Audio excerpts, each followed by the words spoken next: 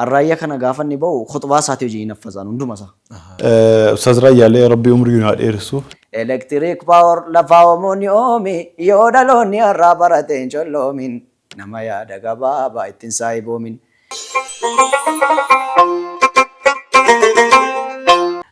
Mee akkamitti gara nashiidaa kanaaf jalqaba gaafii kenna gara duubaatti haa deebisuuti. Maaliif sagaleen isaa kun sagalee hedduu ajaa'ibaati. Sagalee kan kee kanatti beekteetiin gara nashiidaa seenuu qaba jetteetiin yaadde moo maaltu gara nashiidaa kana akka dhuftu taasise? Dhugaa dubbachuu fi gara nashiidaa kanatti abbaan koo baay'ee sagaleen isaanii bareedaadha. Manzoomaa gara garaa kana hin jedhu ijoollummaa kootti jechuudha. Abbaan kee jechuudha. Abbaan kiyyaa'e. Haa ta'uutii ani yeroo sanatti of hin arganne. Kan isaanii kana garuu sagaleen isaanii natti tole baay'ee nan dhaggeeffadha kan isaanii. Gaafa karaarra deemanuu gaafa mana keessa taa'anu ta'anii baay'ee jedhu waan baay'ee jedhu yeroo sanatti hin beeku. Garuu gaafa ol siqaa deemu waan kana jechuun jalqabe ofuma kootii jechuudha. Sana booddee gaafan gara magaalaatti siqu immoo carraa raayyaa kana dhaggeeffachuun argadhe. Raayyaa kana gaafa namni ofii kootii silkii wanta akkasiin jiru yeroo sanatti namootuma bananii teeppii namoonni teeppii qabanu namoota jajjabaadha ala sanatti akkasitti ilaalama. Teeppii keessaa laba namuun dhaggeeffachaa man karaa faarra darbaa natti tola na hawwataa dhufe. An ofii kootii dhuunfaadhaan kanan aartiitti dhufe kan isaaniitu hin dhaggeeffadhu jechuudha. Sana booddee jalqaba yeroo jalqabaatiif hojii madrasaa wayii irratti na affeeranii eebba madrasaa wayii irratti. Eebba madrasaa irratti waa'ee barnootaa irratti walaloo nu barreessii naan jedhan. Walaloo barreessee jennaan walaloo kana maafin yeedaloo ustaazaatti fayyadamee maafin hin hojjedhu yaadadamuun cuma yeedaloo 27ffaa isaaniitti rarraaseen walaloo mataa kootiitiin achirratti dhiyeesse waltajjiidhuma irratti jechuudha. Sana booddee namoonni baay'een bakka sappoortii na gochuu jalqaban yaadumaan jechuudha. Sana booddeedha eegasii kan isa dura nashiidaa bara 2011 sana nashiidaa baafnee turre egaa boleessa kiyya sanaa wajjiniin jechuudha. Irra caalmaadhaan garuu kan hin gara aartiitti dhufe sana booddeedha. Ichi madrasaa kana irratti jalqabee madrasaa irratti gaafan jalqabeedhu namoonni natti sissiqanu na siyaanaa gochuu jalqabanii. Waa babbaradhuuti ofii keetii waa hojjechuu dandeessa. Waa qaqqara'iitii waa qopheessuu jalqabi bakka naan jechuun dhufe. Quraana kanallee haffazuu akka inni itti gara quraanatti haffazuutti illee dhufe arraayyaa kana gaafa inni bahu khutbaa isaatii hojii hin haffazaan hunduma isaa. Jechuun ofitti kenneetu hin taane kennuma dandeettii rabbiitiin. Kuma kanatti khutbaadhuma isaa hojii hin haffazaa garuu hin qaraaniin ala sanattumaa tokko kitaaba tokko hin qaraan. Cumaan sheekni tokko haafizaa sheek Nuuraddiin jennaan jiru. Raayyaa tokkoon khutbaadhaa wajjin jedheennaan quraana affaziyatii naan jedhan. Ala sana immoo quraana matina qaraadheen jira. Achumaan bakka quraana affazii ati quraana affazuu dandeessaa bakka naan jedhan. Kan raayyaa yeroo sana nan yaadadha. Barnoonni dirqamaa mee wala dhageenyu namnarraa uummataa tajaajilu eenyu. Waajjira fedheyoo waa jobnee seennu garee kan malee waa keenya argine hin beeknu. Har'a ilmaan barsiisu dhiifnee wanni eegnu. Yaa faarfamtuu uummata nabiyyil mukhtaari yaa dargaggoo islaamaa yaa ilmaan nama gaarii. Beekumsa siifachii qoradhu nuuf bari dachii biyya lafaa jeogiraafii fi istirii information saayinsii waa'ee kompiitarii dagaagina biyya baayoo keemistirii oomisha guddina akkaataa industirii makaanikaal ta'uu siviil injineerii. Qonnaadhaan misoomuuf waa agrikaalcherii waan nu darbee duree nuuf dhaqqabu yaala argannee ergamaa caala. Biqiltoota adda addaa qorataa astiroonomiin waa'ee filoosofiis baradhuun gowwoomin qorannaa urjiilee waa'ee astiroonoomii maarkeeting akkaawunt ammas ikoonoomii. Electric power lafaawwamoonni oomi yoo dhaloonni har'aa barateen colloomin nama yaada gabaabaa ittiin saayiboomin himmaadhaan duroomi yaadaan fagoo laala arganne ergamaa caala. Ustaaz Raayyaa Rabbiin umurii isaa nuuf haa dheeressu. Nashiidaa kana wajjin yaadannoo tokko qabaate. Raayyaa 27ffaa wajjin guyyaa jalqaba raayyaa qaamaan arge jechuudha. Iddoon itti argi sun nama kana eessatti beekaa na jechisiise. nama tokkotu eebbifama boolitiin takka ta'e eebbifama. Amboodhaa gara Finfinnee deebi'u jirra. Bara 2008 natti fakkaate. Nashiidaan raayyaa kun kan ba'e. Yookaan immoo 2007 dhumarra 2008 jalqaba rakkas. Natti fakkaate. Naannoo sana kan ba'e. Amboodhaa gara Finfinnee yeroo deebinu Saarata Asriitiif magaalaa Gincii dhaabanne. Gaafa magaalaa Gincii dhaabanneetiin gara masjiidaa seennu namni wayii nama wajjin kaboo argina. Nama kan eessatti beeka? Eessatti beeka? Eessatti beeka? Gaafii natti ta'e. Yeroo sana akkana YouTube'n illee akkasuma irratti hin banii, Facebook irratti illee akkasuma guddaa hin ba'anii suuraa isaa raayyaa kan beektu albama isaa irratti suuraa isaa qofa kan beektu. Eessatti beeka? Eessatti beeka? Eessatti beeka? Achi wanta dhufee deemee itti maramee nagaa jedheeni. Gaafa sana waan si ajaa'ibu konkolaataa keessatti nashiidaa raayyaa dhaggeeffataatiin turre gara Finfinnee kan deemaa turre isa dachumatti argine hedduu gammadee raayyaa 27ffaan yaadannoo qaba. Ani wajjin hedduullee jaalladha. Amma yeroo nashiidaa kan nuuf jedhu kallattii mangaa duubaatti deebi'ee ture. Hedduu galtumi wallaahi sagaleen kan hedduu ajaa'ibaadha. Hedduu ajaa'ibaadha. Mee raayyaan maal sin jedhame gaafa nashiidaa isaa kana jettuufi. Gaaf jalqaba raayyaa wal agartee raayyaan sagalee kee dhagahu miira akkamii agarsiisee maal sin jedhe yaada akkamii sii kenna? Isaan kan naan jedhani tokko sagalee koo namni hundi fakkeessuu hin danda'u jedhani. Hin danda'an dhuga. Ammoo ofii keetiis hojjechuu dandeessa waan ta'eef ofii keetiis hojjedhu naan jedhe. Manzuumaa koo immoo kan barbaadde keessa deebi'iti. Riimiksii godhi hojjedhu naan jedhe. Amaanaa kana na baachise amaanaa guddaa amma na ga'u kana. Isaan nama guddaadha. Nama anaaf ana keessatti bakka guddaa qabani. Isaan nama guddaarraa kennaadhuma guddaa eeggatu sila. Isaan kennaama isaan fakkaatu naa kennanii. Rabbi umurii isaaniillee nuuf dheeressu. An baay'ee namni akkaan jaalladhu jechuun an dur gaafa waa'ee Khaalid Ar-Raashidii jedhaman naasee 14ffaa gaafa dhaggeeffadhu bakka jechuu yeroo sanatti barumsa waa'ee diinii kana maan beeku waan ta'eef Khaalid Ar-Raashid faa kana gara sahaabotaatti achi geessa. Sahaabaadhaan si'a. Mucaan tokko maal naan jedha Abuu Qudaamaa waa'ee 11ffaa kana keessatti raayyaa kun akka waan Abuu Qudaamaa duukaa gaafa sana dhaabbatee luluutti ilaala naan jedha. Akkasitti goota nashiidaa jedhu imeejii isa akkasii si keessa ka'a. Imeejii akkasii nama keessattuuma ana bakka guddaa onnee koo keessaa qabu. Anillee boo'ellee yeroon itti du'aa kadhadhuuftu jira jechuun baharatti cobnee yoo cobxe sumaan fayyaddu garuu boo'ee baqqaachuun sa'aatii jaalaluma dhugaatiin jechuudha. Utuun qaamaan hin arginillee manaamaa hin argaa ture. Ustaaz Raayyaa manaamaa hin argaa ture. Bakka manaamaan deddeebi'ee gaafa natti dhufu namicha kana nan argamoo akkamii. Nama jaalatu tokko bar guyyaa waa'ee isaa yaadaa gaafa ooltu manaamaan rabbi si garsiisa. Manaamaan argaan ture qaamaan illee wal arginee alhamdulillah. Hawaasni ajaa'ibu gaafa manzuumaa sana miidiyaa irratti argitan sana akka kanatti gaafa hammadhee manzuumaa achaa ture anuuf hin beeku. Eegisii galgala gaafa galee tiiktookii irratti gadhiiseenna tiiktookiin kun leela sana hordoftoota muraasa qaba laayikii 900 ta'ee jira. Achi na ajaa'ibee isin akka kanatti iyyuu dhaaleetan asila nagaan qabu analani ustaaza irratti akka kana iyyuudhee wallaahi hedduu rifadhe eegan galee jechuudha. Saatii sana garuu ani of hin beeku. Manzuumaa sana keessatti imeejii guddaa na keessatti uumee jira jechuudha walumaa galatti. Maashaallah Ustaaz Raayyaa Abbaa Machaa. Manzuumaa sana duwwaatu hin taane isallee walitti qabaan jaalladha. Guutuu isaa jechuudha. Isuma wajji. Guutuu isaa. Akkana laal jaalalti akkasii. Jaalalti akkasii irraa jaalattee kafeetu irraa jaalattee kaan irraa jibboo osoo hin ta'in walumarratti jaalatta. Ammallee boo'ee fi du'aa kadhachaa jira amma sammaallee jechuudha. Jechuun isuma yeroo kana eegga wal argine illee. Manaamaan illee tuun boo'ee du'aa kadhadhuufaan damma qarriba keessaa tuma isa du'aa kadhadhu. Allah Ustaaz Raayyaallee Rabbi umrii naa dheeressu sillee inshaAllah waan ati barbaadde gama aartii kanaan baha guddaa geette kan walitti deebinu Rabbi nu haa godhu inshaAllah gara fuulduraatti. Amma ammoo Ustaaz Raayyaa keessaa achi baanee Shariif Abuu Inaayaatti achi deebina.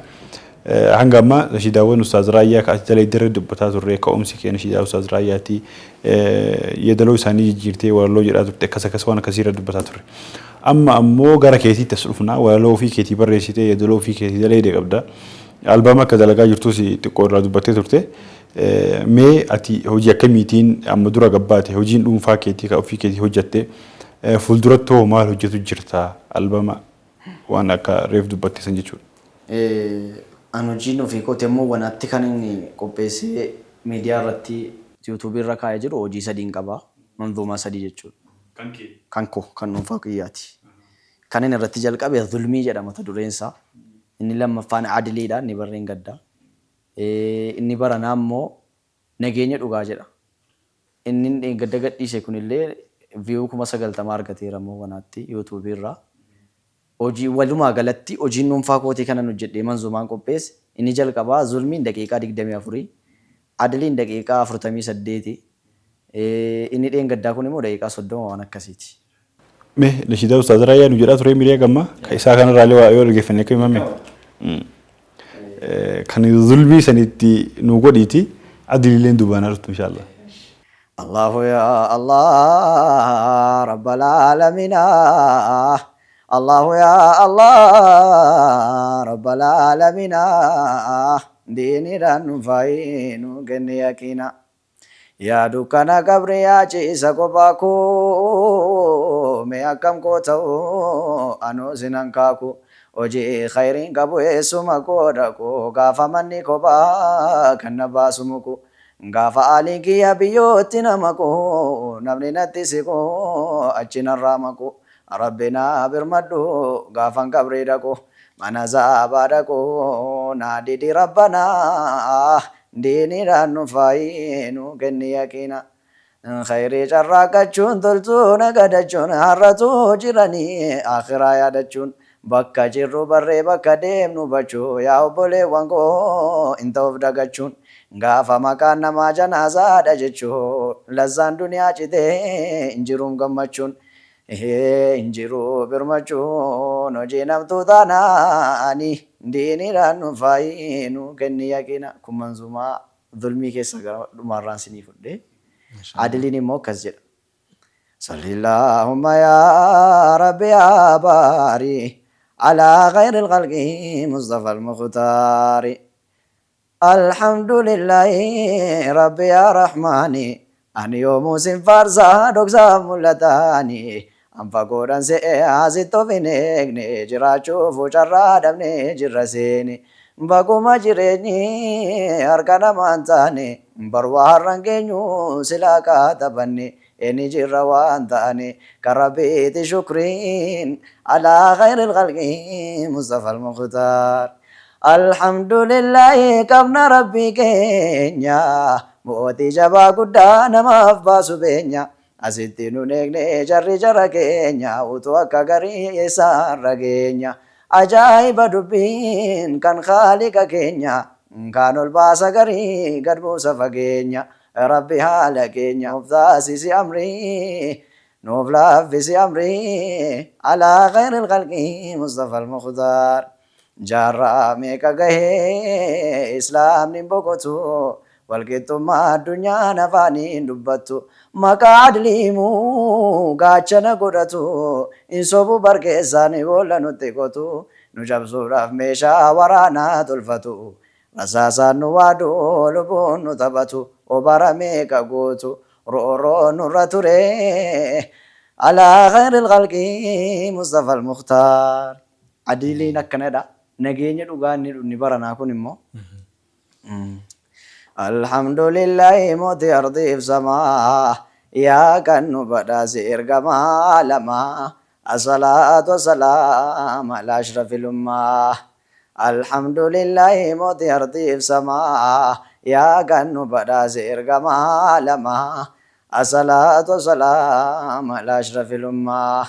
الحمد لله رحيم الودود لك الشكر كله ذي الكرم والجود كالنبوف تكران بمحمد صلى الله عليه وسلم بدي وعلى آله وأصحاب المدد الذين عاشوا في ظل الجهاد جرى ربي تلجي قوت في مرادي نسدم سيدان دي أشرف الكرماء الصلاة والسلام على أشرف الأمة.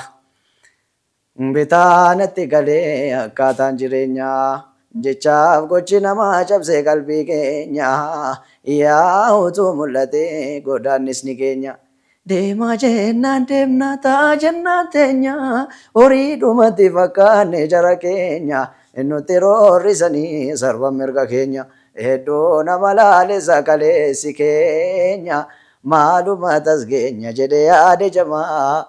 Asalaatu wasalaam ala ashrafil ummaa hiyyeessi waan qabduuf fittuu garaa muratti jedhanii waan eegga hojii keettanii na gaafattanii waan hojjedhee achirra gaa hundasa hamma hundasaa sun jedhutti hin dhaabulee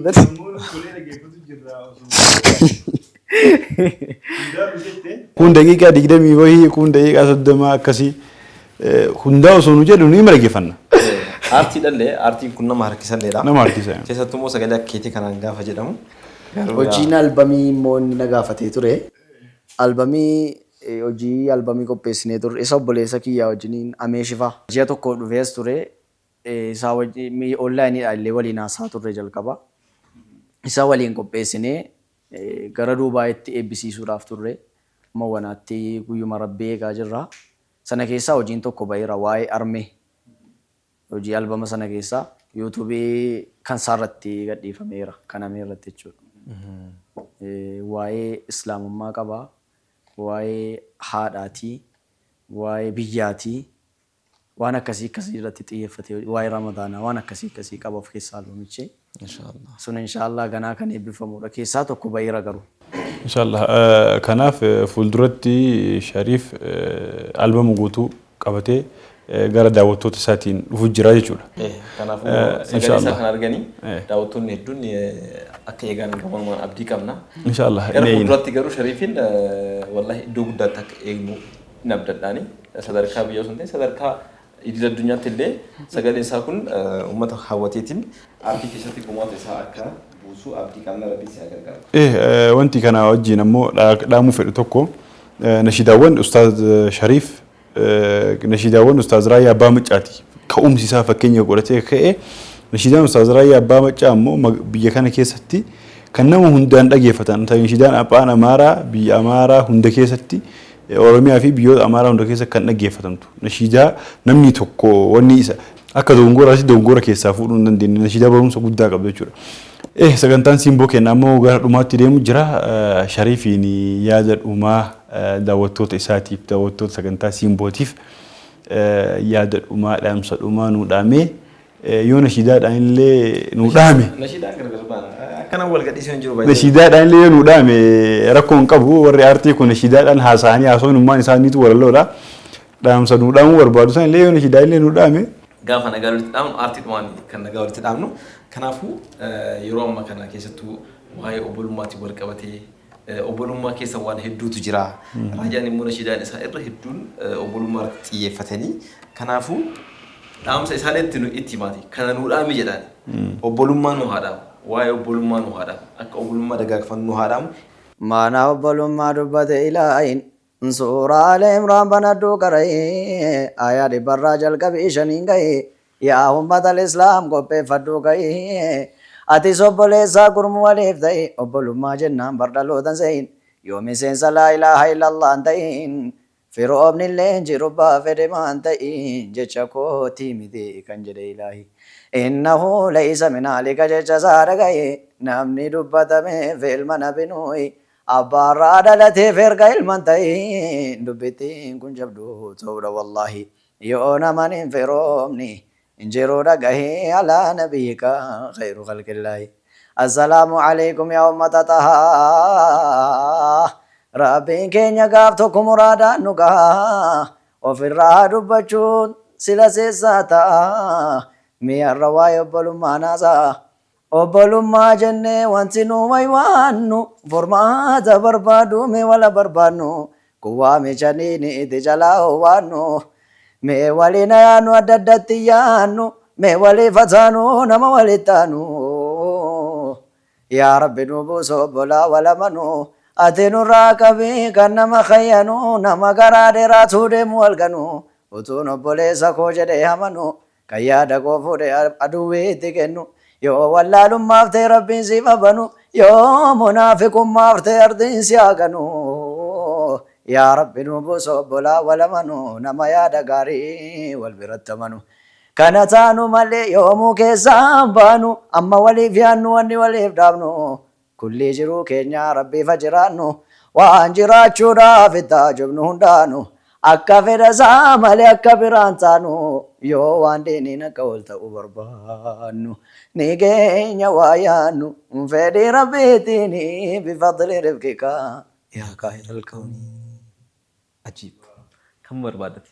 Kana caalaa dubbii kana booda wanti dubbatu tokko illee jira jedhee yaadu haga torbee dhufu wal garutti albama nashiidaa raayyaa tokkorraa kaaseetiin hanga yeroo ammaa jedhan kana akka dhageeffattee dhuftu asaayimentii sii kennee jira. Fudhattee? Hayyee anammoo daawwattoota keenyaa fi nashiidaa singilii Shariif kan YouTube isaarra jiru hanga torbaan dhufutti isinii daawwattoota keenyaa fi isinillee affeeree jira. Ati kan raayyaa naa kennite hanga Shariif torbaan dhufu wal gaafannaa. Sagantaan simboo keenna sagantaan keessummaa sagantaan bohaartii sagantaan bashannanaa keenya kana fakkaata ture. Shariif ammoo waan waamicha keenya kabajee stuudiyoo keenyatti nu argameef sagalee bareedduu tanaan nu bohaarseef hedduu galatoomii ulfaadhu inshaallah baga guddaa geettee yeroo itti aanullee kan asitti wal agarru ta'a. Daawwattoonni keenyas hedduu ulfaadhaa galatooma. Sagantaan simboo keenyaa akkuma itti fufetti jira wajjin turaa isiniin jenna.